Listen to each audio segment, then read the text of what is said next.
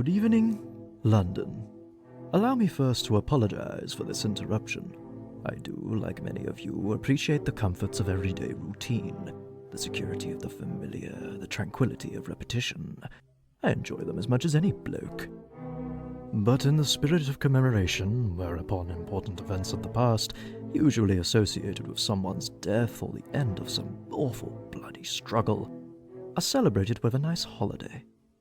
I thought we could mark this November the 5th, a day that is sadly no longer remembered, by taking some time out of our daily lives to sit down and have a little chat.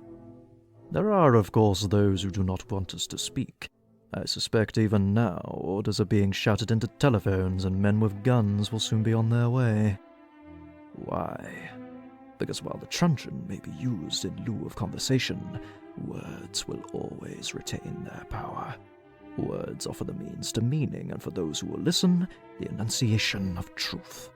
And the truth is, there is something terribly wrong with this country, isn't there?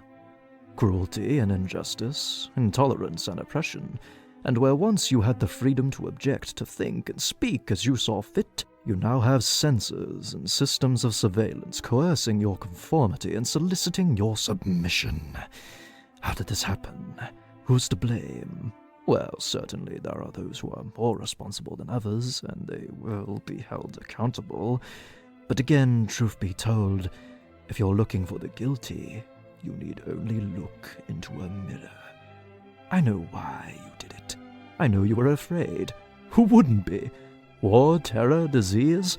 There are a myriad of problems which conspire to corrupt your reason and rob you of your common sense. Fear got the best of you, and in your panic you turned to the now High Chancellor Adam Sutler. He promised you order, he promised you peace, and all he demanded in return was your silent, obedient consent. Last night I sought to end that silence.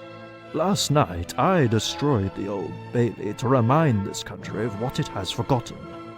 More than 400 years ago, a great citizen wished to embed the 5th of November forever in our memory. His hope was to remind the world that fairness, justice, and freedom are more than words. They are perspectives.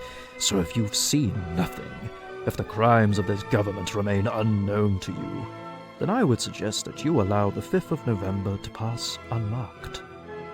But if you see what I see, if you feel as I feel, and if you would seek as I seek, then I ask you to stand beside me 1 year from tonight, outside the gates of Parliament, and together we shall give them a 5th of November that shall never, ever be forgot.